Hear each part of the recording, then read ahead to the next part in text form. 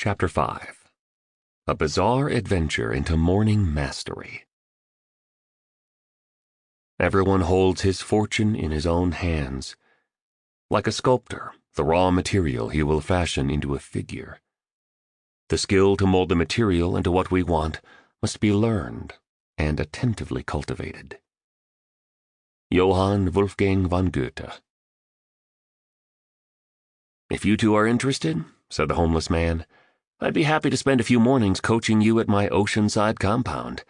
I'll show you my private morning routine and explain why dialing in the way you run your first hour to the highest degree is essential for personal mastery and exceptional business performance. Let me do this for you, cats. Your lives will start to look glorious within a fairly short time, and the ride with me will be fun. Not always easy, as we heard from the old guy on the stage, but valuable and prolific and beautiful. Maybe even as wonderful as the ceiling of the Sistine Chapel."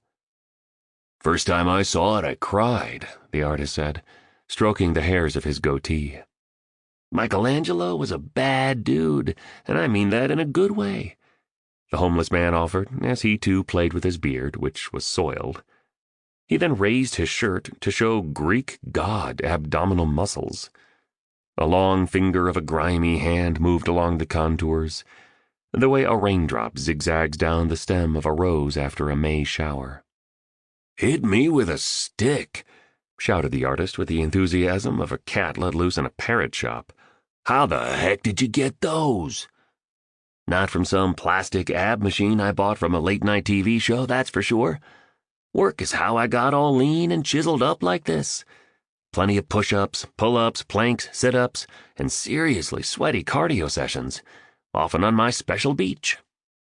Without allowing for any response from his two listeners, the disheveled drifter kept on speaking. "Commitment, discipline, patience, and work.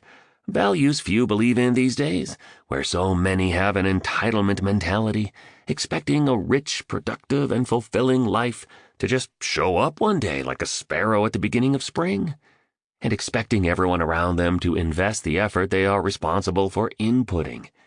Where's the leadership in this way of operating? A society of adults behaving like spoiled little children is how I sometimes see our world right now. Not judging, just saying. Not complaining, just reporting. Hey, cats, here's the point I'm trying to make by letting you have a peek at my sculpted abs. Nothing works for those who don't do the work. Less talk and more do is what I say. Oh, and check this out." The hobo spun around and unbuttoned his hole-ridden shirt. On his firm, striated back was a tattoo with the words, "Victims love entertainment. Victors adore education." "Come hang with me at my place on a magical little island in the middle of a fantastic ocean, 5 hours from the coast of Cape Town." He handed the entrepreneur the plastic card with the seaside scene etched on it. "Those are my dolphins," he said, happily pointing to the hand-drawn image. "The trip will be so worth it," he continued. "The adventure of a lifetime for sure. Some of your most valuable and sensational moments ever will unfold there. You need to take a trust walk with me, people. I'll teach you everything I know about a world-class morning ritual. I'll help you both become members of the 5 a.m. club. You'll learn to rise early, regularly, so you'll get more done by noon than most people get done in a week. And so you'll optimize your health, happiness, and peacefulness. There's a reason so many of the great achievers of the world get up before the sun. It's the most special part of the day. I'll explain how I used this revolutionary method to build my empire. And to be clear, empires arrive in many forms. Economic is just one of them. You can also create empires of artistry, productivity, humanity, philanthropy, personal freedom, and even spirituality. I'll download pretty much everything I've been blessed to have been taught by the mentor who transformed my life. You'll discover so much. You'll be moved at the deepest level. You'll see the world through an all-new set of lenses. You'll also eat the finest food and watch the most spectacular sunsets. You guys can swim in the sea, go snorkeling with the dolphins, and fly over the sugar cane stalks that dance in the wind in the helicopter I own. And should you both accept my heartfelt invitation to visit me, I insist you stay at my home." "My God, you're kidding me, right?" boomed the artist. It was becoming increasingly evident that, like many in his field, he was acutely emotional, vigilant to the infinitesimal, and carried a sensitivity born of latent pain. Those who feel more than most people sometimes believe they have been cursed. In fact, they have been granted a gift, one that allows them to sense what others miss, experience the delights that most neglect, and notice the majesty in ordinary moments. Yes, such people get hurt more easily, yet they are also the ones who create great symphonies, architect dazzling buildings, and find cures for the sick. Tolstoy once noted that only people who are capable of loving strongly can suffer great sorrow, while the Sufi poet Rumi wrote, "You have to keep breaking your heart until it opens." The artist seemed to personify these insights. "Nope, totally serious, dudes," the homeless man said enthusiastically. "I have a house not far from a village called Solitude, and believe me, they named it accurately. It's only when you get away from the noise and nuisance and be in quiet and tranquility that you remember who and all you're truly meant to be. Just say yes to life and let's do this. Like the guru on the platform said, a magic will show up for you the more you start exploiting the terrific opportunities that appear along your path. Seemingly by accident. You can't win a game you don't play, right? The reality is that life has got your back, even when it doesn't look like it does. But you need to do your part and go all in when windows of opportunity appear. Oh, and if you come to my home on the island, the only thing I ask is that you stay long enough for me to teach you the philosophy and methodology that my secret advisor shared with me. Joining the 5 a.m. club requires a little time." The homeless man paused before adding, "I'm also going to take care of all your expenses. Everything's covered. I'll even send my private jet to pick you guys up if that's cool." The entrepreneur and the artist glanced at each other, amused, confounded, and entirely uncertain. "Mind if my friend and I have a few moments alone, brother?" requested the artist, notebook still in hand. "No sweat, sure.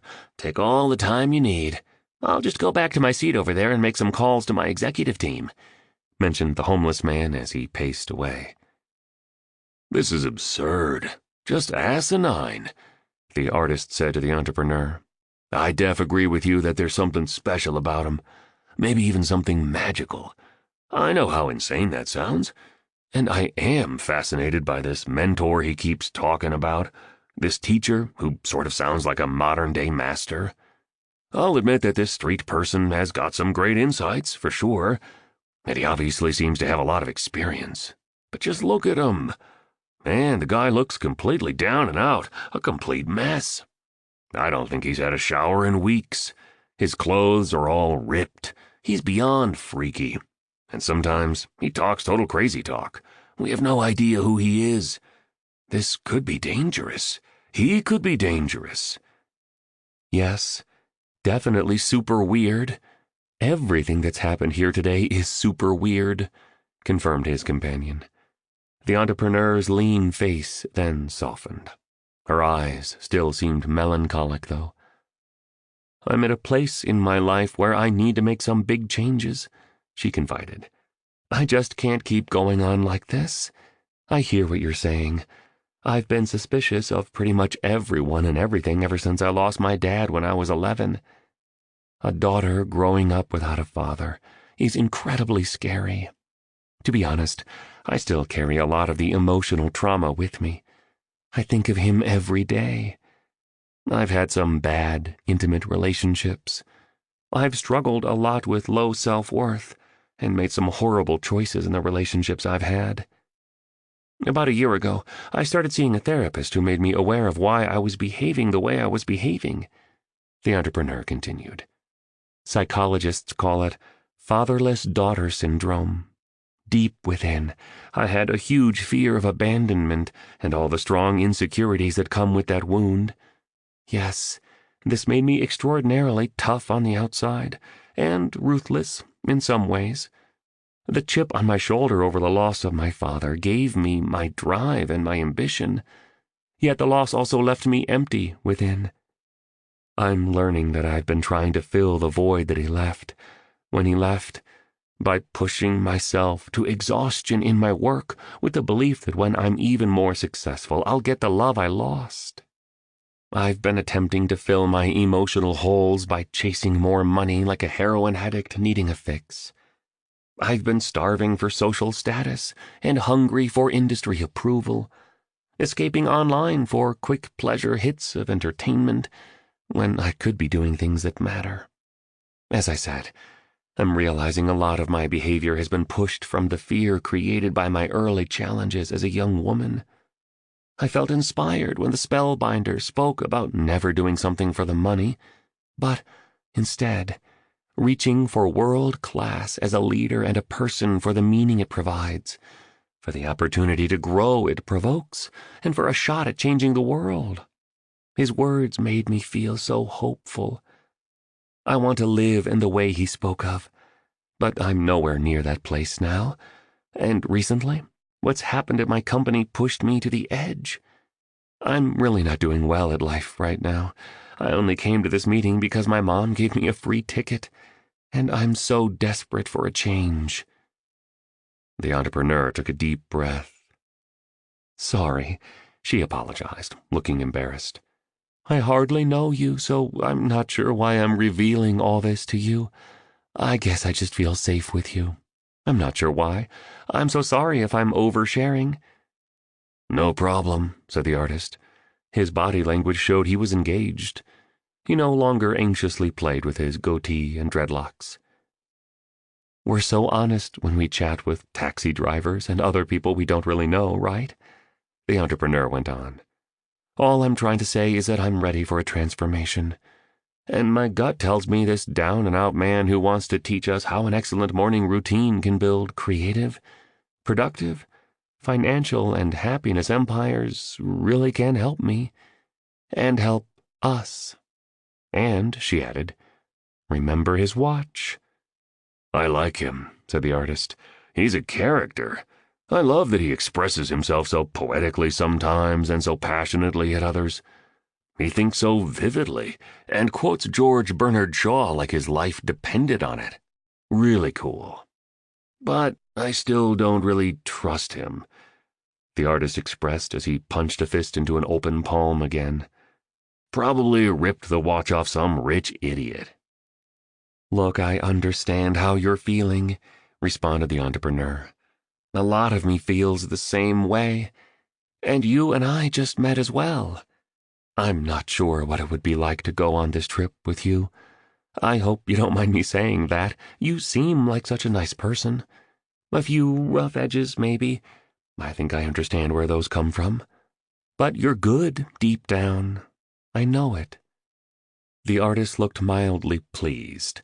He glanced at the homeless man, who was eating slices of avocado from a plastic bag.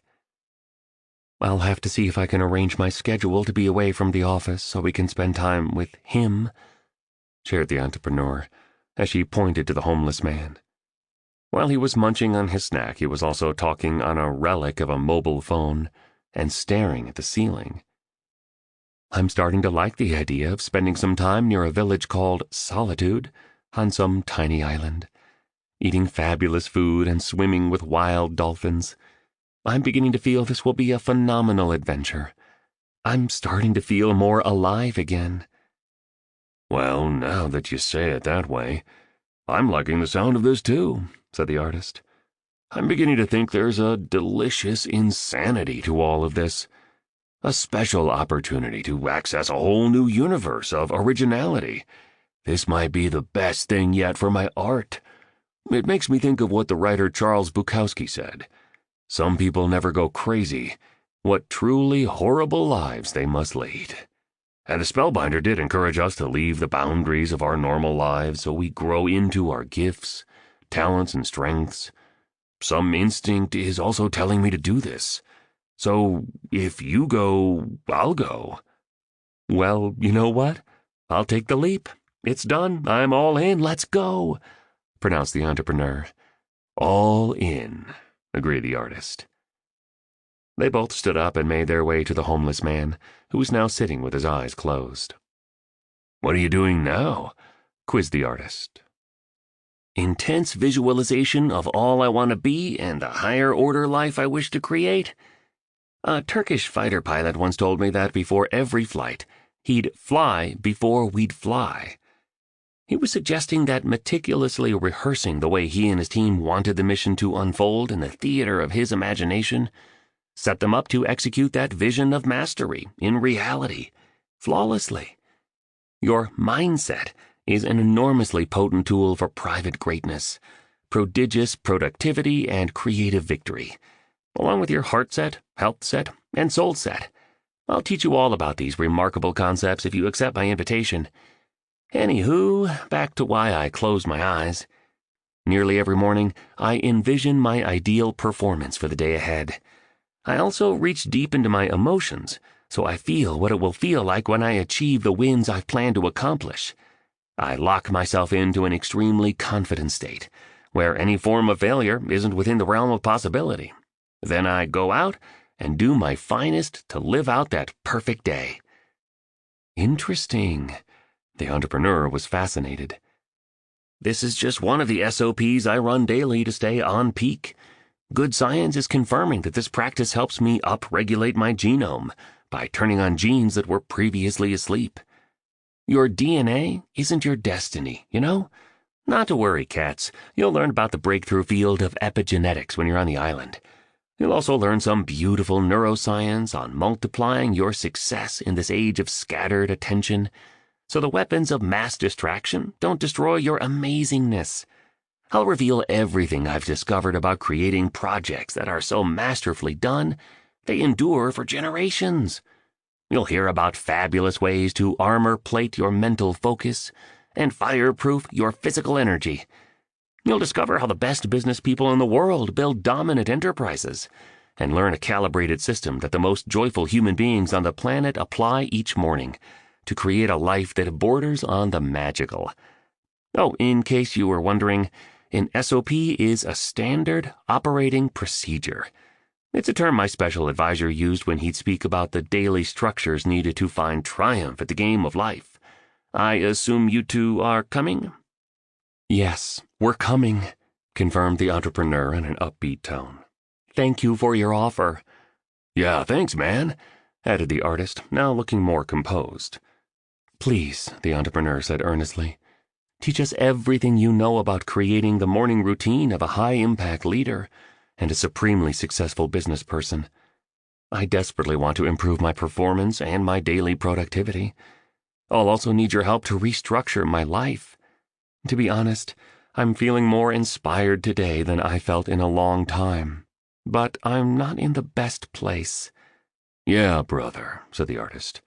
"Tell us your secrets for an epic morning routine that helps me become the best painter and man I can become."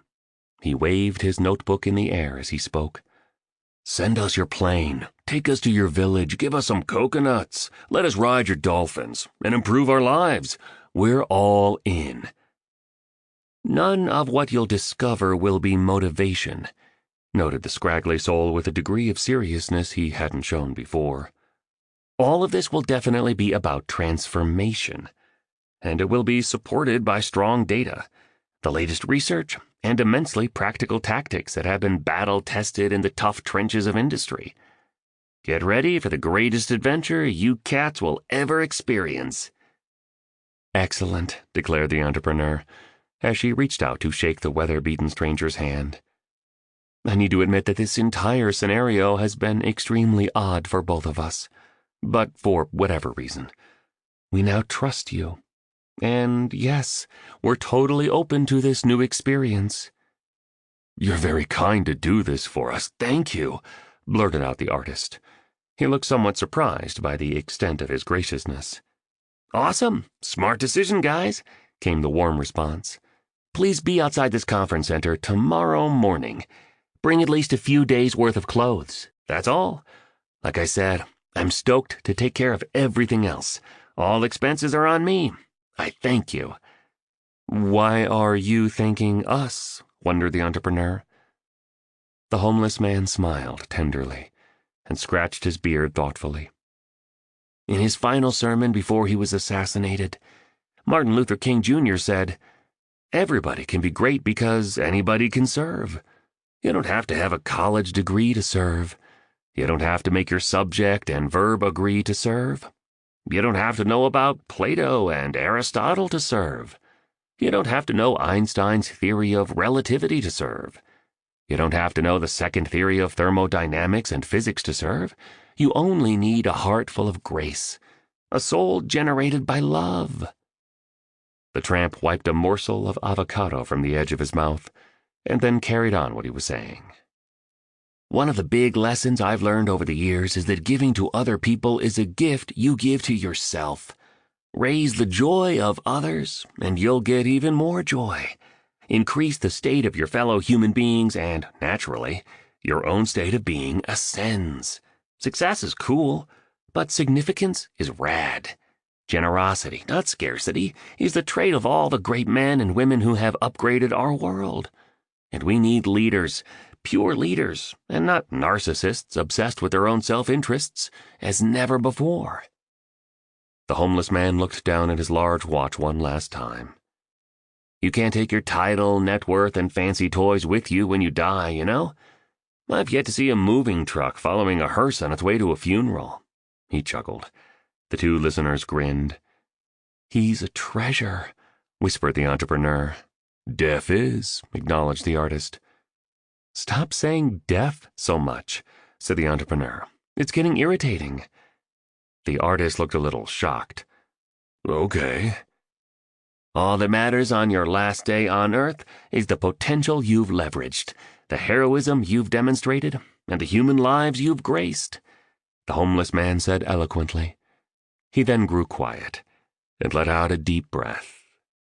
"Anywho, incredible that you're coming. We'll have a cool hang." "May I bring my paintbrushes?" the artist asked politely. "Only if you want to paint in paradise," came the homeless man's reply with a wink. "And what time should we meet outside this place tomorrow morning?" asked the entrepreneur, placing her handbag onto a thin, bony shoulder. 5 a.m., instructed the homeless man. "Own your morning. Elevate your life." Then he disappeared. Chapter 6. A Flight to Peak Productivity, Virtuosity, and Undefeatability. Your time is limited, so don't waste it living someone else's life. Don't be trapped by dogma, which is living with the results of other people's thinking. Don't let the noise of others' opinions drown out your own inner voice.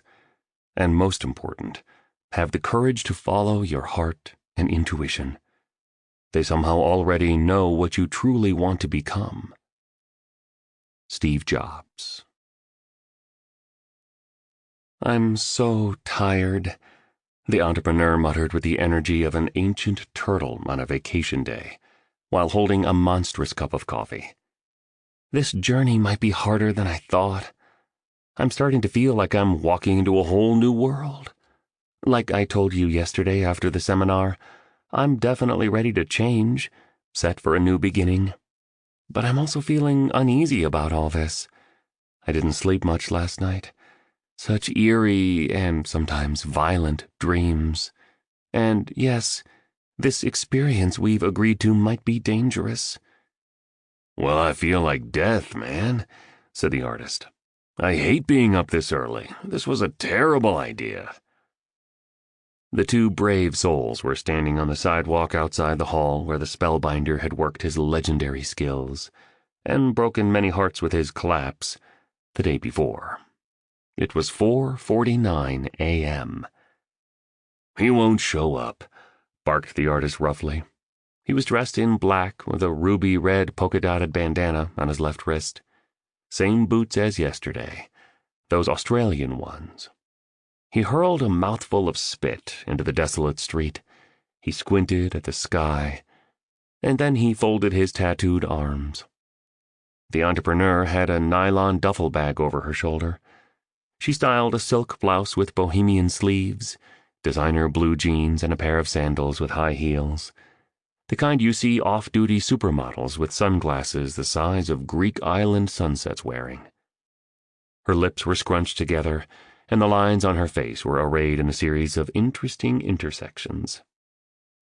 "I'd bet the homeless man's a no-show," she said with a sneer. "I don't care about his watch. It doesn't matter that he could be so articulate. It means nothing to me now that he reminded me of my dad. God, I'm exhausted. He was probably at the seminar because he needed a place to rest for a few hours. He probably knew about the whole 5 a.m. club morning routine because he heard and stole that bit of the Spellbinder's presentation. And the private plane he talked about was probably part of his favorite hallucination." The entrepreneur had returned to her familiar skepticism and hiding within her fortress of protection. The hopefulness of the day before had clearly dissolved. Just then, a pair of strikingly powerful halogen headlights pierced the wall of darkness. The two companions looked at each other. The entrepreneur managed a smile. "Okay, maybe instinct really is much smarter than reason," she muttered to herself. A gleaming Rolls-Royce, the color of coal, pulled up to the curb. With swift efficiency, a man in a crisp white uniform leapt out of the sedan and greeted the two with old-school civility. "Good morning to you, madam, and to you as well, sir," he enunciated in a British accent as he placed their bags into the vehicle with one skillful swoop. "Where's the derelict?" asked the artist with the tact of a hillbilly who'd never left the woods. The driver couldn't help but laugh. Quickly he regained his composure. "So sorry, sir. Yes, Mr. Riley dresses in very unassuming attire, shall we say. He does that when he feels the need to get gritty, as he classifies the practice. He leads a remarkably exclusive life most of the time, and is a man accustomed to getting anything he wants. Everything he wants, to be more precise. So, once in a while, he does things to ensure his modesty and humility remain in check. That's part of his quirky charm, I might add. Mr. Riley asked me to give these to you." The driver pulled out 2 envelopes, made of the highest quality paper. On opening them, the entrepreneur and the artist saw these words. "Hey, cats, hope you're awesome. Didn't mean to spook you both yesterday. I just needed to keep my boots on the ground. Epictetus, one of my favorite philosophers, wrote, 'But neither a bull nor a noble-spirited man comes to be what he is all at once. He must undertake hard winter training, and prepare himself and not propel himself rashly into what is not appropriate to him. Voluntary discomfort, whether by dressing as I did or by fasting once a week, or by sleeping on the floor once a month, keeps me strong, disciplined, and focused on the central few priorities my life's built around. Anywho, have a tremendous flight, and I'll see you in paradise soon. Big hug." The driver continued, "Please remember that appearances can be misleading, and clothing doesn't convey one's character. Yesterday you met a great man. Looks really do not reveal the quality of a person."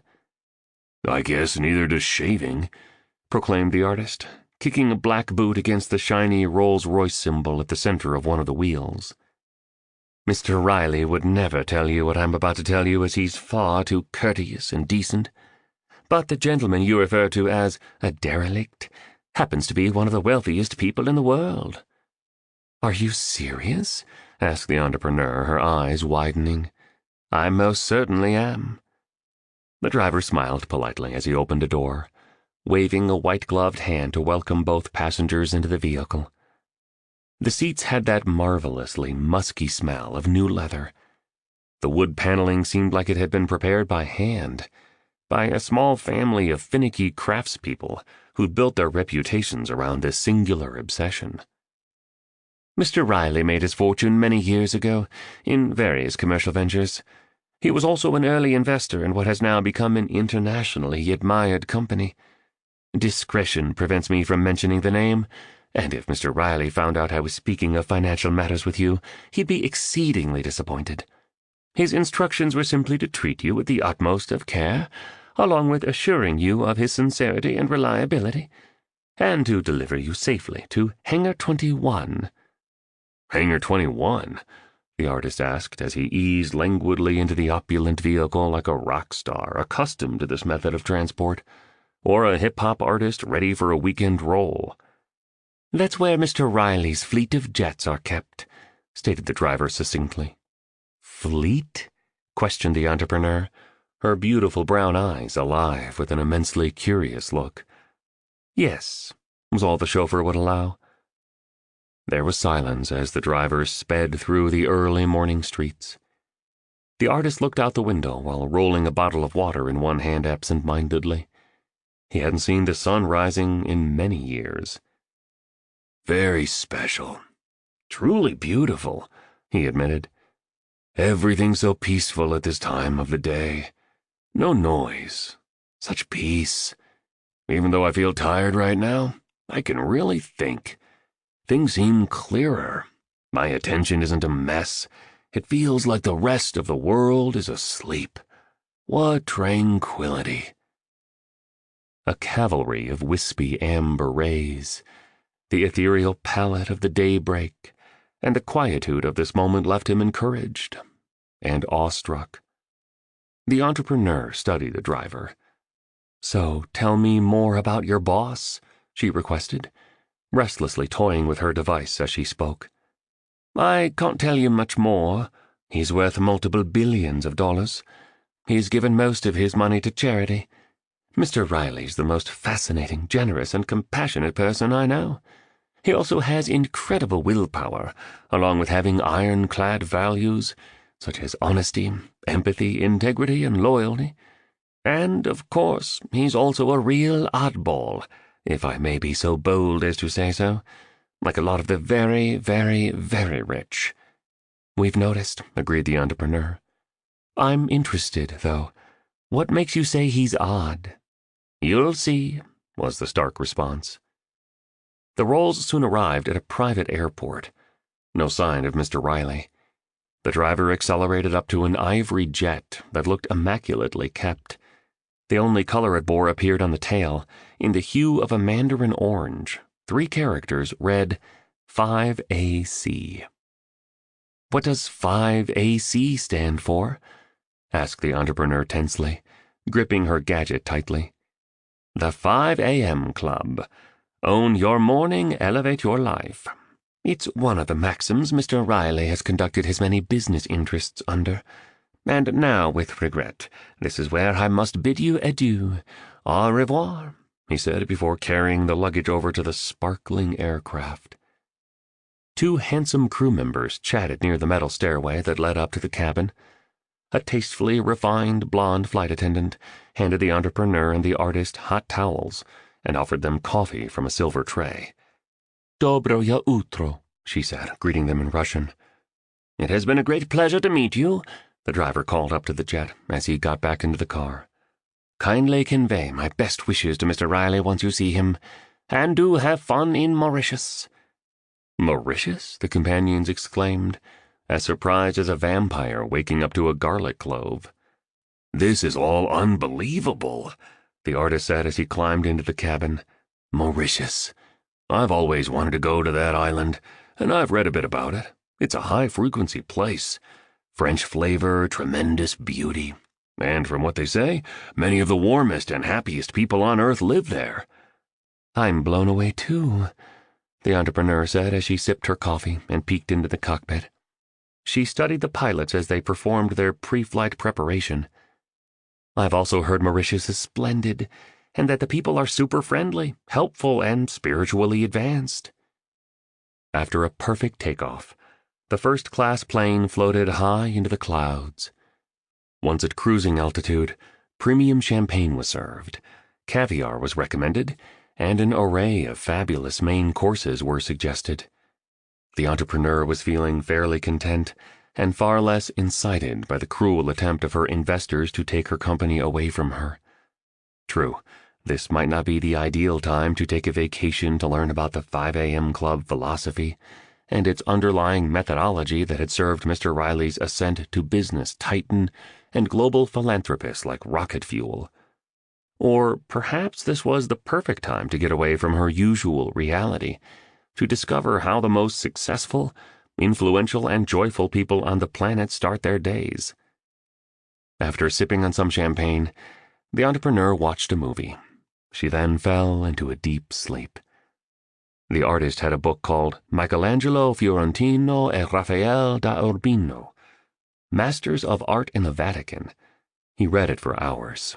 You can just imagine how happy he felt.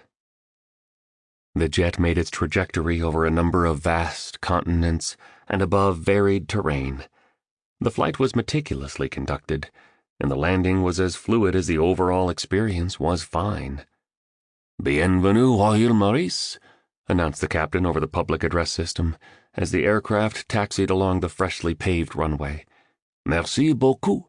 Welcome to Mauritius, and Sir Siwasugur Ramgoolam International Airport," he continued, speaking his words with the well-earned confidence of someone who had spent most of his life in the sky. "It's been a privilege having you two VIPs with us. We'll see you again in several days.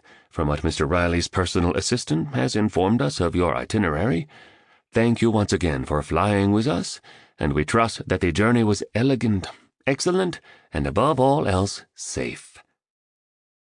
A polished black SUV glittered on the tarmac as the flight attendant escorted her special passengers off the plane and into the humming vehicle. "Your luggage will follow shortly. Not to worry, it shall be delivered to your guest rooms at Mr. Riley's seaside estates. Spasiba," she added in a graceful tone and with an earnest wave. "This is so A-list," observed the entrepreneur as she happily snapped some selfies, uncharacteristically pouting like a fashionista. "Deaf," replied the artist as he photobombed her, sticking out his tongue like Albert Einstein did in that famous photo that betrayed his seriousness as a scientist and revealed his undiminished childlike sense of wonder. As the Range Rover rolled along the highway, tall stalks of sugar cane swayed in the fragrant breezes blown by the Indian Ocean. The quiet chauffeur wore a white cap, the kind you see bellmen at five-star hotels wearing, and a well-pressed dark gray uniform that hinted at an understated yet refined professionalism. He never missed slowing down when the speed limit descended and ensuring his signal light was on whenever a turn was to be made. Though it was evident that the man was older, he moved the vehicle along the roadway with the precision of a young apprentice, dedicated to becoming the absolute best. Through the drive, his focus remained transfixed on the pavement ahead, in a sort of trance designed to keep his passengers secure, yet deliver them to their destination with a smooth efficiency. They passed through some tiny villages that had a timeless feel. Bougainvillea lined the streets. Wild dogs with king-of-the-road demeanor stood at the meridian line, confronting the SUV in a deadly game of chicken, and children played on small grassy lawns with thoughtless abandon. Roosters could be heard shrieking from time to time, and old men in basic woolen hats with tooth-missing mouths and chestnut-colored skin sat on weather-beaten wooden chairs. They looked like they had too many hours to pass in the day, at once tired from life's hardships and yet wise from days fully lived. Choirs of upbeat birds sang melodically, while colorful butterflies seemed to be fluttering everywhere. In one tiny community, the SUV snaked through. A skinny boy with legs that appeared too long for his body pedaled a banana bike with a seat that was set too high on its creaky metal frame. In another, a group of teenaged girls in tank tops, surf shorts, and flip-flops shuffled along the narrow but attentively maintained road, following a man in army green cargo shorts wearing a t-shirt that had the #1 flame-grilled chicken printed on the back of it. Everything seemed to move on island time. People looked cheerful. They beamed with a radiant vitality, not so commonly seen in the over-scheduled, machine-dominated, and sometimes soulless lives so many among us are experiencing. The beaches were unspeakably beautiful, the gardens were entirely glorious, and the entire Gongon-looking scene was draped by a series of mountains that looked like they'd been carved by a 16th-century Florentine sculptor. "See that structure up there?" the driver said, breaking his self-imposed silence and pointing to a rock formation at the top of one of the peaks that resembled a human figure. "That's called Peter Bot. It's the second highest mountain in Mauritius. See the summit up there? It resembles a human head, right?" He noted with a finger pointed upward at the structure. "It definitely does," responded the artist. "When we were in elementary school," the chauffeur continued, "we were told the story of a man who fell asleep at the foot of the mountain. Hearing strange sounds, he woke up to see fairies and angels dancing all about him. These creatures instructed the man never to tell anyone what he had just seen, or he would be turned to stone. He agreed, but then, given his excitement over the mystical experience he'd witnessed, broke his commitment and told many of his good fortune. Upset, the fairies and angels turned him to rock, and his head swelled to such a degree it rose to sit at the peak of the majestic mountain you both are looking at now, reminding everyone who sees it to keep their promises and honor their word." The SUV meandered past another community. Music played from a small loudspeaker on a front porch as 2 teenaged boys and 3 teenaged girls with white and pink flowers in their hair danced gleefully. Another dog barked modestly in the background. "Great story," noted the entrepreneur. Her window was open, and her wavy brown hair flitted in the wind. Her usually lined face now appeared completely smooth. She enunciated her words more slowly now. An unprecedented peacefulness emerged from her voice. One of her hands rested on the seat, not so far from where a hand of the artist, which bore finely etched tattoos on its middle and index fingers, lay. "Mark Twain wrote, 'Mauritius was made first, and then heaven, and heaven copied Mauritius,'" the driver shared, now warming up after being somewhat steely. He beamed as proudly as a president on Inauguration Day after saying what he'd just said. "Never seen anything like this," the artist said, his goth meets angry man hostility now replaced with a more untroubled, carefree and relaxed demeanor. "And the vibe I feel here is stirring something deeply creative inside of me." The entrepreneur glanced at the artist for a little longer than was politely acceptable. Then she looked away, out at the sea. Though reluctant, she couldn't help but smile gently. The driver could be heard whispering into the SUV's speakerphone, "5 minutes away." Then he handed each of his passengers a hand-crafted tablet that seemed made of gold. "Please study these," he told them. Engraved finely, in the apparently precious metal, were 5 statements. Rule number 1. An addiction to distraction is the end of your creative production. Empire makers and history creators take 1 hour for themselves before dawn, in the serenity that lies beyond the clutches of complexity, to prepare themselves for a world-class day. Rule number 2. Excuses breed no genius. Just because you haven't installed the early rising habit before doesn't mean you can't do it now. Release your rationalizations, and remember that small daily improvements, when done consistently over time, lead to stunning results. Rule number 3. All change is hard at first, messy in the middle, and gorgeous at the end. Everything you now find easy, you first found difficult. With consistent practice, getting up with the sun will become your new normal, and automatic. Rule number 4. To have the results the top 5% of producers have, you must start doing what 95% of people are unwilling to do. As you start to live like this, the majority will call you crazy. Remember that being labeled a freak is the price of greatness. Rule number 5. When you feel like surrendering, continue. Triumph loves the relentless. The vehicle slowed to a crawl as it passed an orderly row of faded white beach houses. A compact pickup truck was parked in the dusty driveway of one house. Dive gear was strewn across the front yard of another. In front of the last house, a gaggle of kids played in a yard, laughing hysterically as they enjoyed their game. The ocean appeared, both greenish and bluish with foam-topped waves making shashing sounds, before colliding with the sandy shore. The air now smelled a marine life smell, yet sweet like nectar with unexpected cinnamon hints blended into it. On a wide planked dock, a thin line of a man with a Santa Claus beard and rolled-up khakis fished barefoot for his family's dinner. A motorcycle helmet was perched on his old head.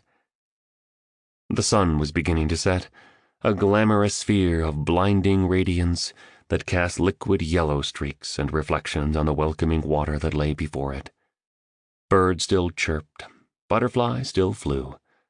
Quite magical, all of this.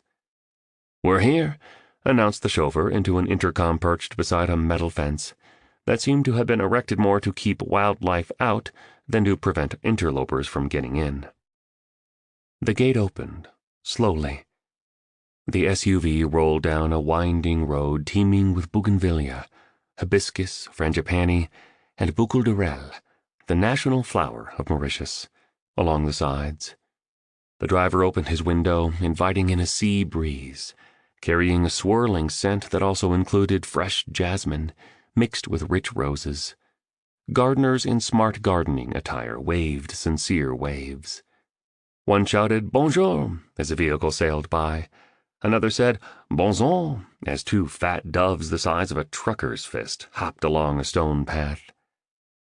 The billionaire's house was low-key. The design was of the beachfront chic sort, kind of a Martha's Vineyard cottage meets Swedish farmhouse feel. It was both sensationally beautiful and completely private. A massive veranda at the back of the home extended over the ocean. A muddy mountain bike leaned against a wall.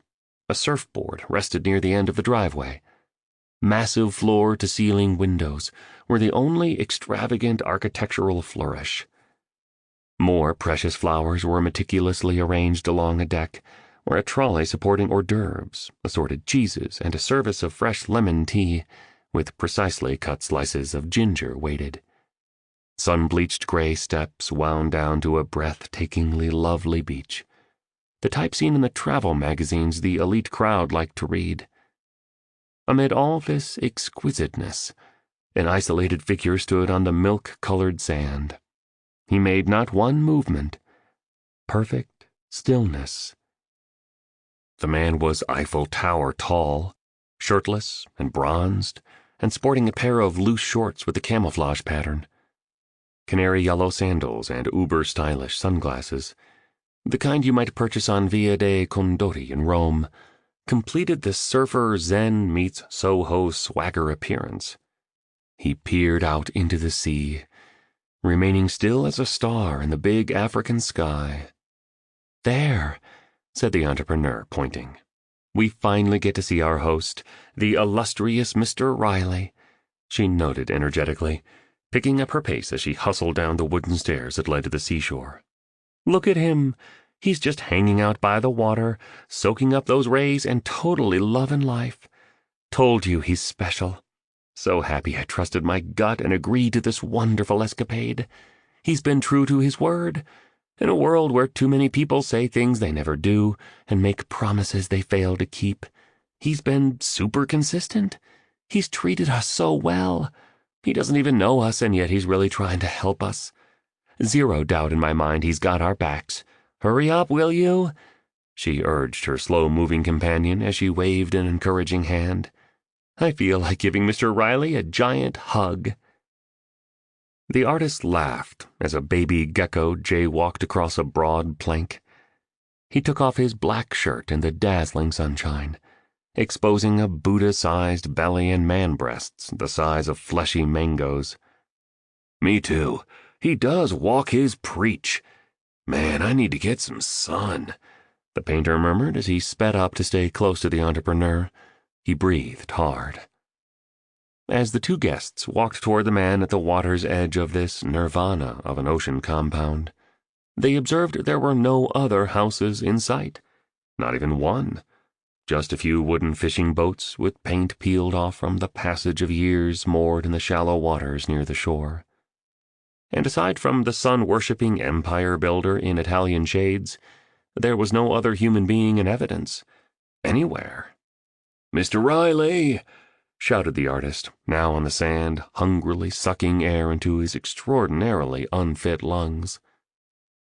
The slender figure remained as fixed as a palace guard, awaiting the arrival of the royal motorcade. "Mr. Riley!" echoed the entrepreneur passionately.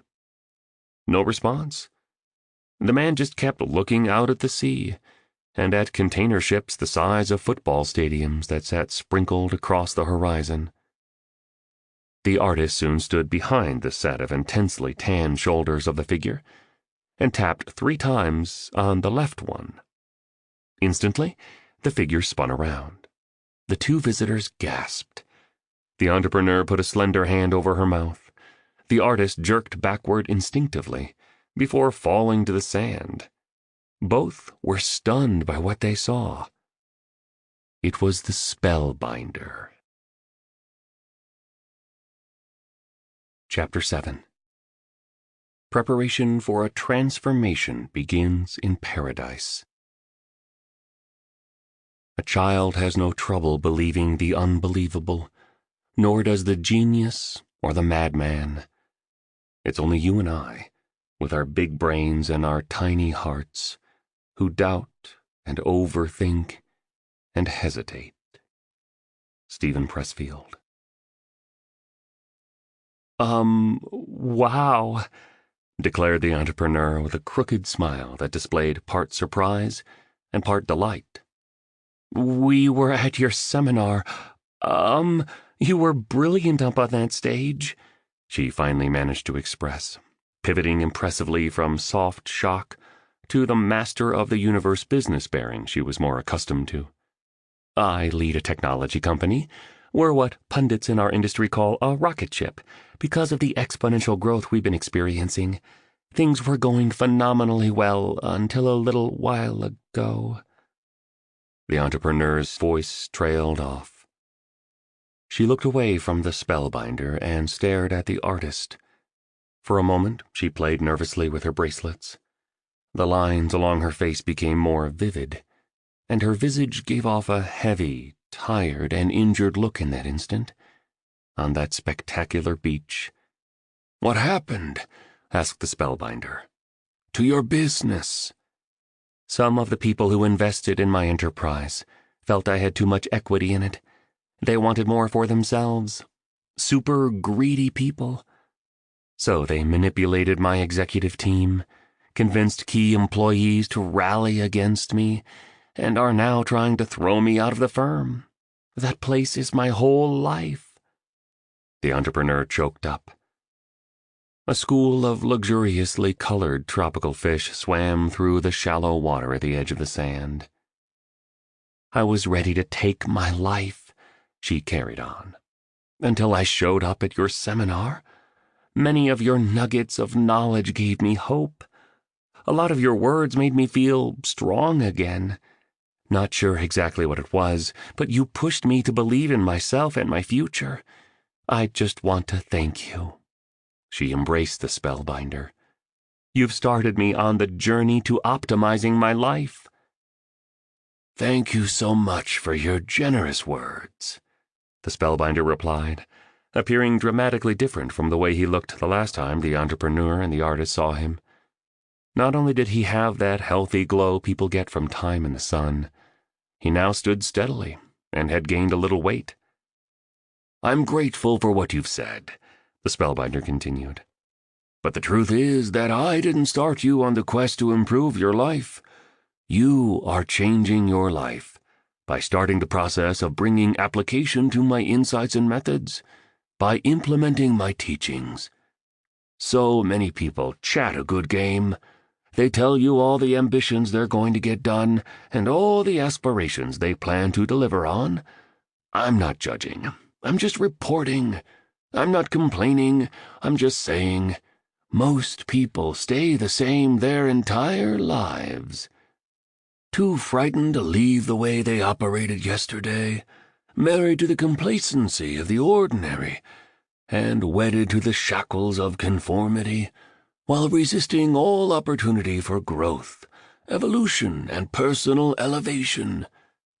So many good souls among us are just so scared they refuse the call on their lives to go out into the blue ocean of possibility, where mastery, the dignity of bravery, and the authenticity of audacity await them. You had the wisdom to act on some of the information I shared at my event.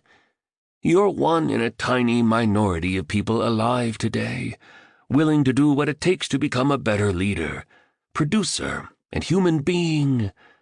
Good on you. And I know transformation isn't an easy play. Yet the life of the caterpillar must end for the glory of the butterfly to shine. The old you must die before the best you can be born. You're so smart not to wait until you have ideal conditions to step up to a work world and private life of stainless excellence. Great power is unleashed with a simple start. When you begin to close the loop opened by your utmost aspirations by making them real, a secret, heroic force within you makes itself known. Nature notices your effortful actions and then goes ahead and replies to your faithful commitment with a series of unanticipated wins. Your willpower heightens, your confidence climbs, and your brilliance soars. A year from now, you'll be so happy you began today. Thank you, said the entrepreneur. I heard a man say he needed to lose weight before he could start running. Imagine that. Lose the weight so he could initiate the running habit. That's like a writer who waits for inspiration to begin the book, or the manager who waits for a promotion to lead the field, or a startup that waits for full funding before launching a status quo disrupting product. The flow of life rewards positive action and punishes hesitation. Anyway, I'm thrilled I could contribute to your rise in some small way. Sounds like you're at a difficult yet exciting time on your personal adventure. Please consider that a bad day for the ego is a great day for the soul, and what your voice of fear claims is a mean season. The light of your wisdom knows is a splendid gift. We thought you were dead, the entrepreneur announced, unfiltered. Thank God you're okay, and I appreciate how humble you are. I believe the humblest is the greatest. Pure leaders are so secure in their own skin, their main mission is the elevation of others. They have such self-respect, joyfulness, and peacefulness within themselves that they don't need to advertise their success to society in a feeble attempt to feel a little better. I should also say, if I may, that there's a big difference between real power and fake power, the spellbinder explained, dropping even deeper into the guru mode that had made him so famous worldwide. Our culture tells us to pursue titles and trinkets, applause and acclaim, money and mansions. All that's fine, it truly is, so long as you don't get brainwashed into defining your worth as a human being by these things. Enjoy them, just don't get attached to them. Have them, just don't base your identity around them. Appreciate them, just don't need them. These are only forms of fake power our civilization programs us to believe we must pursue to be successful and serene. The fact is that should you lose any one of these things, the substitute power you derived from them evaporates, just vanishes in an instant, revealing itself as the illusion it was. Tell us more, please. The entrepreneur was absorbing every word. Real power never comes from anything external, the spellbinder continued. A lot of people with a lot of money aren't very wealthy. Take that line to the bank, stated the spellbinder as he slipped off his bright yellow flip-flops and placed them neatly on the sugary sand. Genuine power, the stuff legends are made of, doesn't arise from who you are outside and what you possess externally. The world is lost right now. True and enduring power expresses itself when you contact your original gifts and realize your most lavish talents as a human. I should also say real riches come from living by the noble virtues of productivity, self-discipline, courage, honesty, empathy, and integrity, as well as being able to lead your days on your own terms, versus blindly following the sheep that so many in our sick society have been trained to become. Sheeple is what too many people now are. The excellent news is that this kind of power I speak of is available to anyone alive on the planet today. We might have forgotten and disowned this form of potency we have as life has hurt, disappointed, and confused us. But it's still there waiting for us to build a relationship with it and develop it. All of the great teachers of history owned very few things, you know.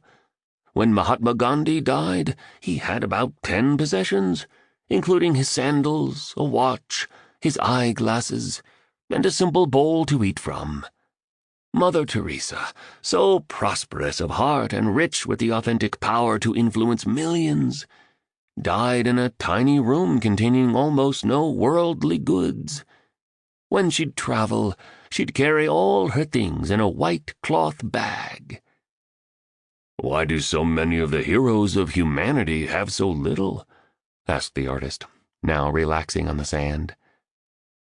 "Because they've reached a level of individual maturity that allowed them to see the futility of spending their days chasing objects that count for nothing at the end. And they had cultivated their characters to such a degree that they no longer had the common need of most to fill the holes within themselves with distractions, attractions, escapes, and luxuries. The more their appetite for superficial possessions dematerialized, the more hungry they became for substantial pursuits like honoring their creative vision, expressing their inherent genius, and living by a higher moral blueprint. They viscerally understood that being inspirational and masterful and fearless are all inside jobs, and once true power is accessed, external substitutes pale in comparison to the feelings of fulfillment this treasure provides. Oh, and these heavyweights of history, as they discovered their supreme natures, also came to realize that one of the primary aims of a wonderfully crafted life is contribution, impact, usefulness, helpfulness. What business builders might call unlocking stakeholder value. Like I suggested at my seminar before I fell, to lead is to serve. The philosopher Rumi made the point much more brilliantly than I ever could when he observed, "Give up the drop, become the ocean." "Thanks for sharing," offered the entrepreneur sincerely, sitting down next to the artist on the sand and placing one of her hands carefully only a short distance away from one of his. "It's good to see you're doing better," mentioned the artist, his boots now off. He was sockless. As he basked in the strong rays like a sun-bathing cat, he asked, "What the heck happened to you anyway?" "Exhaustion," confided the spellbinder. "Too many cities, too many airplanes, too many media appearances, too many presentations. I just ground myself down in pursuit of my mission to help people accelerate their leadership, activate their gifts, and become heroes of their lives. I know better." The spellbinder then pulled off his sleek sunglasses and extended a hand to his two students. "It's a great pleasure to meet you both." "You too, brother," the artist replied. "Your work has helped me make it through some tough times." As the artist spoke these words, he spotted a catamaran overflowing with festively dressed tourists, whizzing along in the distance. Another school of fish called capitains could be observed swimming busily in the clear water. The spellbinder spied them, smiled broadly, and then continued. "You must be wondering why I'm here," he stated. "True," said the entrepreneur, as she took off her shoes and twisted her feet into the white sand alongside her companion. "Well, I've been advising Mr. Riley since he was a 33-year-old man. All pro athletes have peak performance coaches, and so do all extraordinary business people. You just can't get too iconic alone. He was starting out when we met, but even then he understood that the more one learns, the more one can achieve. Growth is the real sport that the best play every day. Education truly is inoculation against disruption. And as you become better, you will have better within all arenas of your life. I call this the 2x3 by mindset. To double your income and impact, triple your investment in 2 core areas: your personal mastery and your professional capability. "Love it," the artist said as he scratched his flabby belly. Then he picked at a decrepit toenail. Mr. Riley understood early on that to rise to world class, you need world-class support. We've become fantastic friends over the years. We've shared tremendous joys together, like 5-hour-long lunches with palm heart salad, fresh grilled prawns, and excellent French wine here on this private beach of his. The spellbinder stretched his arms into the air. He looked over at the mighty mountains. He remained silent for a few moments. And we've experienced deep sorrows together as well, like the time my buddy got sick with cancer just after his 50th birthday. He appeared to have everything a man could desire, but without his good health, he realized he had nothing. That one changed him. Health is the crown on the well person's head that only the ill person can see, you know. Or as one tradition says, when we are young, we sacrifice our health for wealth, and when we grow old and wise, we realize what's most important and become willing to sacrifice all our wealth for even one day of good health. You never want to be the richest person in the graveyard, you know. He beat it, though, the spellbinder quickly added, staring at the noisy tourists partying on the catamaran. Just like he defends himself against everything that tries to defeat his dreams. Stone's an amazing guy. I love him like a brother. Well, look, it really has been good to meet you both, the spellbinder continued. I heard you were coming. Mr. Riley's tremendously excited to share what he promised he'd share with you about reaching maximum productivity, sustaining exceptional performance, and creating a life you love by coding in a superior morning routine. I'm pleased he's paying it forward and sharing what I, as his mentor, taught him. You'll love all the insights and learning models that will soon be coming your way. The 5 a.m. Club will be revolutionary for you both. I know it sounds strange and unbelievable, but being exposed to the methodology Stone is about to teach you will cause outstanding shifts deep within you. Just being around the information will awaken something special in you. The spellbinder put on his chic sunglasses. Anyway, Mr. Riley asked me to tell you to make yourselves at home here over the next few days. You won't see a lot of me because I'll be snorkeling, sailing, and fishing most of the time. Fishing is one of the things I most love to do in life. I come down to Mauritius not only to coach the great and kind soul you'll soon meet.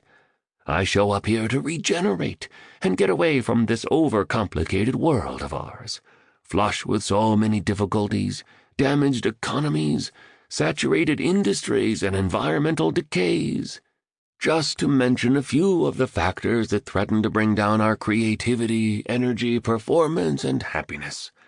I show up here to renew and refuel. Elite production without quiet vacation causes lasting depletion. Rest and recovery isn't a luxury for anyone committed to mastery. It's a necessity.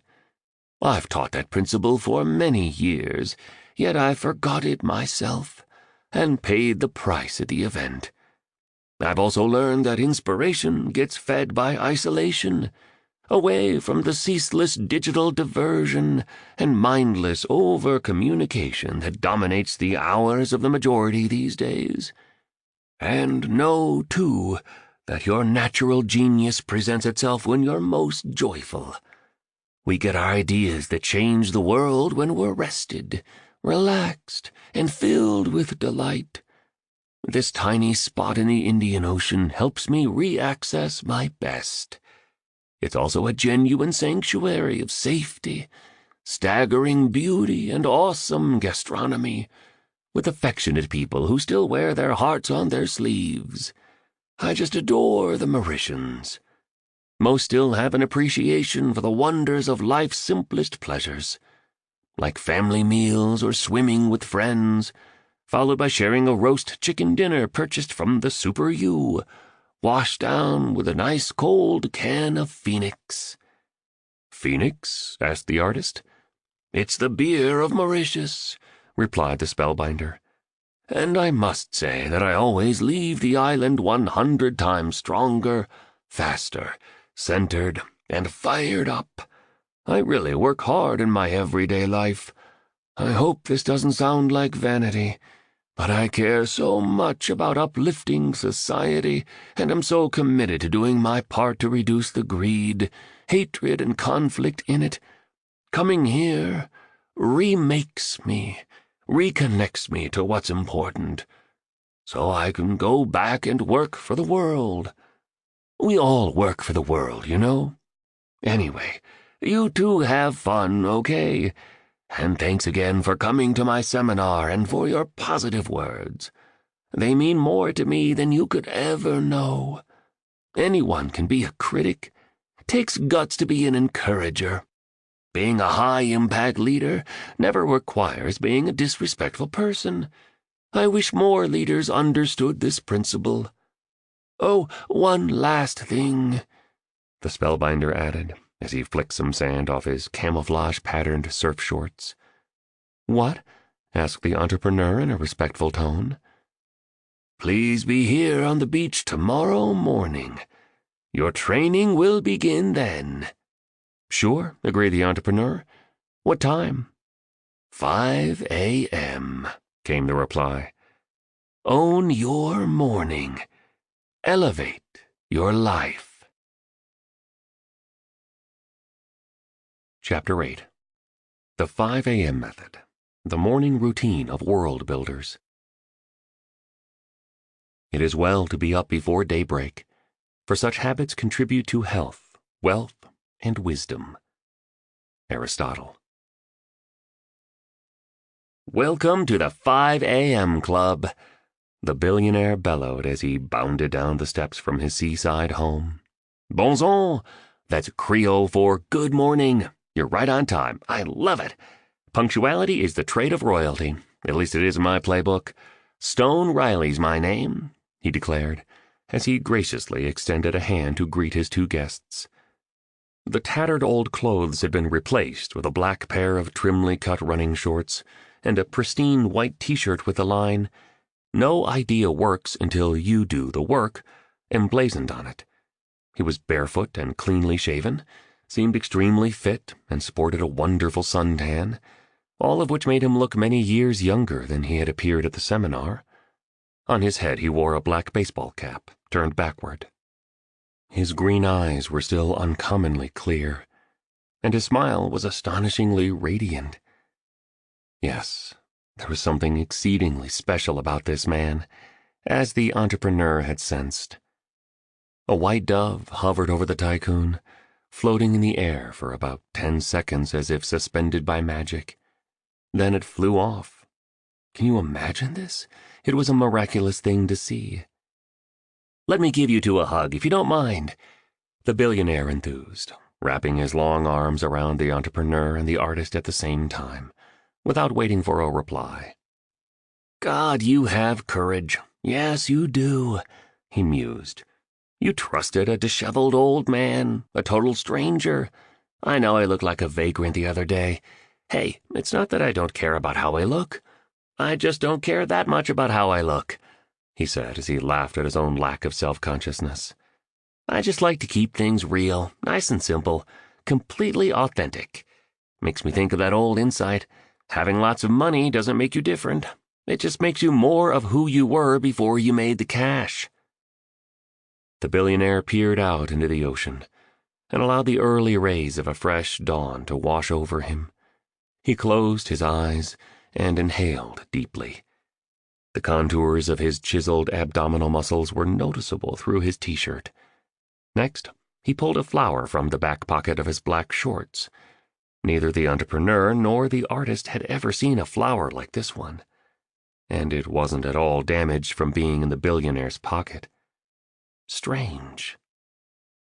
"Flowers are very important to anyone serious about creating magic in their work and private lives," spoke the mogul as he sniffed the petals. "Anywho, I wanted to mention that my father was a farmer. I grew up on a farm before we moved to Southern California. We thought simple, spoke simple, ate simple, and lived simple. You can take the boy out of the country, you know, but you can't take the country out of the boy," he added, expressing an enthusiasm that was contagious while his sights were riveted on the magnificent sea. The entrepreneur and the artist thanked the billionaire profusely. They explained that their adventures so far had been phenomenal, and mentioned sincerely that the island and his exclusive beach were more beautiful than anything they had previously seen. "Utopia, isn't it?" said the billionaire as he put on his sunglasses. "I am blessed, that's for sure. I'm so glad you cats are here." "So was it your father who got you into the habit of getting up with the sun?" asked the artist as they strolled along the water's edge. A tiny crab raced by while 3 butterflies ascended above. Stunningly, the billionaire started twirling around like a whirling dervish. While he spun, he began to shout these words: "I would have it inscribed on the curtains of your chamber, 'If you do not rise early, you can make progress in nothing.'" What are you doing?" questioned the entrepreneur. "It's an excellent quote from William Pitt, the Earl of Chatham. For some reason, I just felt the need to share it right now. Anywho, let me answer the question about my father," the billionaire said awkwardly. "Yes and no. I watched him rise early every morning of my childhood. As with any good routine, he did it so many times that it became impossible for him not to do it. But like most kids, I resisted what my dad wanted me to do. I always had some form of rebel within me. I'm a bit of a pirate in a way. Rather than fight a small war with me every day for whatever reason, he just let me do what I wanted to do. So I'd sleep late." "Cool father," spoke the entrepreneur, who was dressed in yoga gear this morning and carried her device with her to make careful notes. "He was," affirmed the billionaire, warmly putting his arms around his students as they continued to walk slowly along the pristine beach. Mr. Riley continued. "It was actually the spellbinder who taught me the 5 a.m. method. I was a young man when I first met him. I just launched my first company. I needed someone to guide me, challenge me, and develop me as an entrepreneur, a peak achiever, and as a leader. Everyone said he was the best executive coach in the world by far. He had a 3-year waiting list. So I called him every day until he agreed to become my mentor. He was pretty young back then, too, but his teachings had a depth of wisdom, a purity of power, and an ingenious impact that was remarkably advanced for his age." "And the early rising discipline helped?" the artist broke in. The billionaire smiled at the artist and stopped walking. "It was the one practice that changed and elevated every other practice. Researchers now call this kind of a core behavior that multiplies all your other regular patterns of performing a keystone habit. Wiring it in as a profound neural pathway took some effort, a little suffering along the way, and the strongest commitment I had in me. I'll be honest with you, there were days during the process of automating this routine that I was cranky. Days when my head pounded like a jackhammer, and mornings when I just wanted to keep sleeping.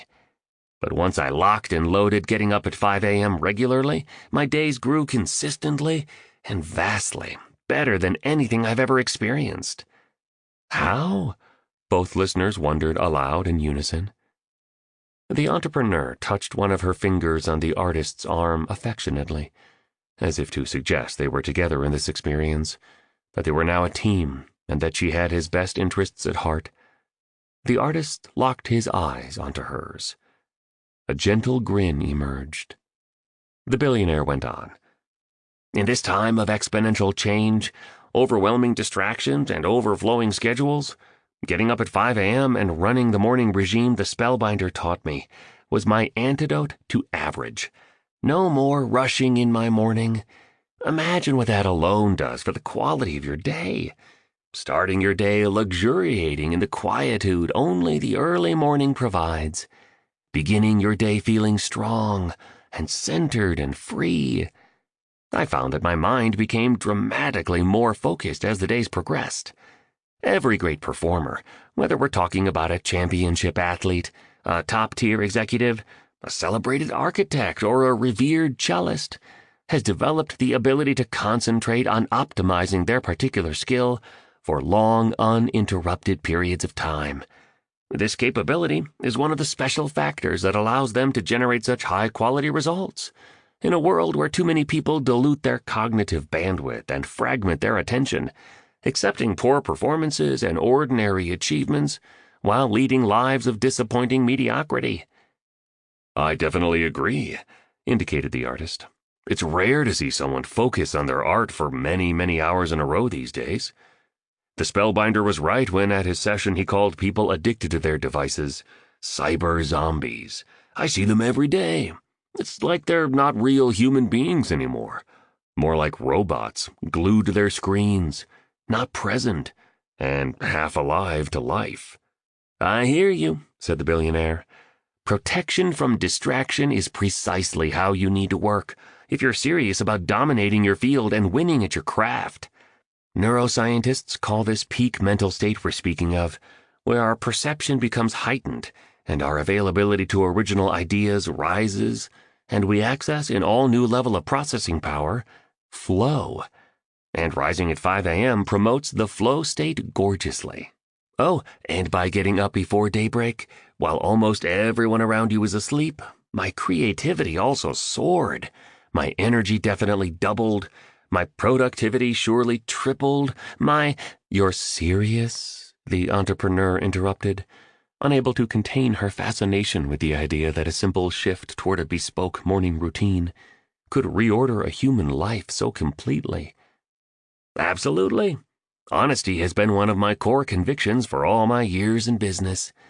Nothing beats going to sleep early each night with an unspoiled conscience and a mess-free heart. That's part of my farm boy nature, I guess, observed the billionaire. Abruptly, the entrepreneur's phone signaled the arrival of an urgent incoming message. So sorry.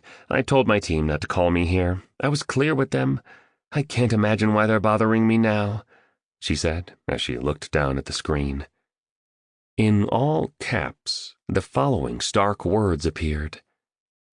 Leave the company, or else you die. The entrepreneur fumbled with her phone, and then she accidentally dropped it into the sand. Soon she was gasping for air. What happened? The artist asked quickly, sensing trouble. Seeing the blood wash out of his friend's face and her hands trembling, he repeated with greater intensity and even higher empathy, What happened? The billionaire also appeared concerned. Are you okay? Do you need some water or something? I just received a death threat from, my investors. They want my firm. They are, trying to kick me out because they think I have too big a share. They just told me that if I don't walk away, they'll, kill me. Instantly, the billionaire ripped off the sunglasses he was sporting and held them in the air, making a circling movement. Seconds later, from behind a flourish of palm trees, two large men with earpieces and rifles sprinted down to the beachfront as fast as a cyclist on steroids. "Boss, you all right?" the tallest of the two big men asked tensely. "Yes," came the confident and calm reply to his security detail. "But I need you two to check this out immediately. If it's cool for me to do this for you," he said as he looked at the entrepreneur, "I can help you make this go away." The billionaire then muttered something to himself, and a flight of doves soared by. "Sure, yes, I'd appreciate some help," the businesswoman replied, her voice still shaking and pearls of perspiration appearing on her forehead, in the area where all those creases were. "Leave this with us," declared the billionaire. He then spoke to his protection people, politely, yet with an undeniable air of authority. "Seems my guest here is being seriously harassed by some thugs hoping to take over her enterprise. Please figure out exactly what they're up to, and then present me with your solution." "Don't worry," he told the entrepreneur. "My guys are the best in the business. This won't be a problem." Mr. Riley articulated this last sentence in a fashion that emphasized each word, for powerful effect. "Thank you very much," the entrepreneur responded, looking enormously relieved. The artist held her hand tenderly. "Okay if I continue?" the billionaire requested, as the sun rose higher into the glamorous tropical sky. His guests nodded. An attendant, impeccably attired, emerged from a hut that sat higher up on the beach. It was painted green with white trim. Soon, the aide was serving the richest, most delicious coffee the entrepreneur and the artist had enjoyed in their lives. "Fantastic cognitive enhancer when consumed in moderation each morning," expounded the billionaire as he sipped away. "And it's packed with antioxidants, so coffee also slows aging. Anywho, where were we? I was telling you about the awesome benefit that flowed to me after I joined the 5 a.m. club and ran the morning methodology the spellbinder revealed to me. It's called the 20-20-20 formula.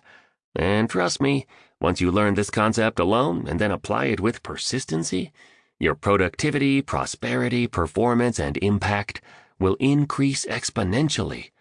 I can't think of another ritual that has contributed to my success and well-being as much. I'm exceedingly low-key about what I've been able to accomplish in my business career. I've always viewed bragging as a major defect of character. The more powerful a person truly is, the less they need to promote it. And the stronger a leader is, the less they need to announce it. The spellbinder spoke a bit about what you've been able to achieve, offered the entrepreneur, now looking even more relaxed. And the wild way you dressed at the conference definitely confirmed it, interjected the artist, flashing a sensational smile that showcased a few broken teeth. Rising at 5 a.m. every morning was the main personal practice that made most of that happen. Allowed me to become a visionary thinker. Gave me a reflective space to develop a formidable inner life. The discipline helped me to become ultra-fit, with all the beautiful income advancements as well as lifestyle enhancements that come with superior health. Early rising also made me a pretty amazing leader, and it helped me grow myself into a much better person. Even when the prostate cancer tried to devastate me, it was my morning routine that insulated me. It really was. I'll go into the 20-20-20 formula in an upcoming lesson, so you'll know exactly what to do to get amazing results from the first moment you wake up. You cats won't believe the power and value of the information that's coming. I'm so excited for you two. Welcome to paradise, and welcome to the first day of a substantially better life. The entrepreneur slept more soundly that night in Mauritius than she had in years.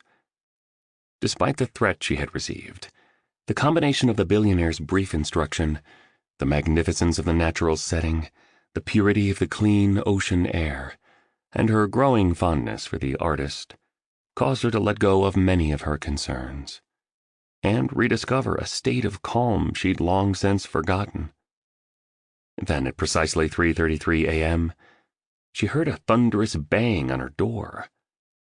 She knew it was this time because she glanced at the alarm clock on the wooden night table in the stylish guest house her host had arranged for her to stay in. The entrepreneur assumed it was the artist, perhaps dealing with jet lag or sleepless after the excellent yet large dinner they had enjoyed together. Without asking who it was, she opened the door. No one was there. "Hello," she announced to a star-filled sky. Waves softly collided with the seashore near her cottage, and the scents of roses, incense, and sandalwood could be detected in the breeze. "Anyone here?" Silence. The entrepreneur carefully shut the door. This time she bolted the lock. As she shuffled back to her bed that was covered with Egyptian cotton and English linens, 3 mighty knocks pounded on the door. "Yes?" cried the entrepreneur, now alarmed. "Yes?" "We have the morning coffee you ordered, madam," a husky voice replied. The entrepreneur's face was crowded by crevices again. Her heart began to thump vigorously. She grew deeply distressed, and her stomach filled with knots as humongous as the Alps. "They're bringing me coffee at this nutso hour? Unbelievable." She returned to the front of the guest house, undid the lock, and opened the front door, haltingly. A stocky man with a disagreeable bald head and one eye that seemed out of joint stood there, smirking. He wore a red windbreaker and denim shorts that dropped just below his knees. Around his neck was a thin piece of blue string. Dangling from it was a plastic laminated photo of a person's face. The entrepreneur squinted to see the face more clearly in the darkness. And as she did, she saw the image of an older man. One she knew very well. One she loved very much. One she missed considerably. The picture in the plastic she was studying was of her dead father. "Who are you?" screamed the terrified entrepreneur. "How did you get this photo?" "I've been sent by your business partners. We know everything there is to know about you. Everything. We've tracked all your personal data. We've hacked all your files. We've investigated your entire history." The bald man in the windbreaker reached under the front of his belt and pulled out a knife, bringing it to within a few inches of the entrepreneur's thin and particularly veiny throat. "No one can protect you now. We have an entire team focused on you. I'm not going to hurt you. Yet. This time's just about me making a point, giving you an in-person message. Leave your company, give up your equity, and say bye-bye. Or you get this blade in your neck when you least expect it, when you think you're safe, maybe with that chubby painter friend of yours." The man pulled the knife away and replaced it under his belt. "Have a good night, madam. It's been a pleasure meeting you. I know we'll see each other soon." Then he reached forward and pulled the door shut with a slam. The entrepreneur, badly shaken, fell to her knees. "Please, God help me. I can't take this any more. I don't want to die." 3 more strikes came to the door. These ones were gentler. "Hey, it's me. Please, open the door." The knocking startled the entrepreneur and woke her up. The tapping continued. She opened her eyes, peered around the lightless room, and realized she'd been caught in a bad dream. The businesswoman rose from her bed, shuffled across the wide planked oak floor, and opened the front door, knowing it was the artist after hearing his familiar voice. "I just had the most insane dream," said the entrepreneur. "A brutal man showed up here, had a piece of plastic hanging from his neck with a photo of my dad in it, and threatened to stab me with a knife if I didn't give my firm over to the investors." "You okay now?" the artist asked softly. "I'll be fine." "I had an unusual dream, too," the artist explained. "I couldn't sleep after it. It's got me thinking about so many things. The quality of my art, the depth of my belief system, the foolishness of my excuses, my cynical attitude, my aggressiveness, my self-sabotage and my endless procrastination. I'm analyzing my daily routines and how I'll spend the rest of my life. Hey, you sure you're okay? The artist questioned, realizing he was talking a little too much about himself and not empathizing with his alarmed companion. I'm fine. Better now that you're here. You sure? Yes. I missed you, the artist said. Do you mind if I tell you more about my dream? Go ahead, encouraged the entrepreneur. Well, I was a little kid at school, and every day I'd pretend I was two things, a giant and a pirate. All day long, I believed I had the strength of a giant and the rule-breaking swagger of a pirate. I told my teachers I was these two characters, and at home I told my parents the same thing. My teachers laughed at me and put me down, telling me to be more realistic, to behave more like the other kids, and to stop all my ridiculous dreaming. What did your parents say? Were they kinder to you? Asked the entrepreneur, now sitting on the sofa with her legs crossed in a yoga posture. Same as my teachers. They told me I wasn't a giant, and that I definitely was no pirate. They reminded me that I was a little boy, and told me that if I didn't limit my imagination, stifle my creativity, and put an end to my fantasies, they'd punish me. So what happened? I did what I was told to do. I caved in. I bought into the attitudes of the adults. I made myself tinier instead of grander, so I'd be a good boy. I suffocated my hopes, gifts, and powers in an effort to conform, like most people do every single day of their lives. I'm starting to realize how much we've been hypnotized away from our brilliance and brainwashed out of our genius. The spellbinder and the billionaire are right. Tell me more about your dream, the entrepreneur urged. I began to mold myself to the system. I started to become a follower. I no longer believed I was as powerful as a giant and as swashbuckling as a pirate. I sheepwalked with the flock, becoming like everybody else. Eventually, I grew into a man who spent money I didn't have, buying things I didn't need to impress people I didn't like. What a poor way to live. I do some of that behavior too, admitted the entrepreneur. I'm learning so much about myself, thanks to this very weird and hugely useful voyage. I'm starting to realize how superficial I've been, how selfish I am, and how many good things I actually have going for me in my life. Many people in the world couldn't even imagine experiencing all the blessings I have. Got you, said the artist. So in my dream, I became a bookkeeper. I married and had a family.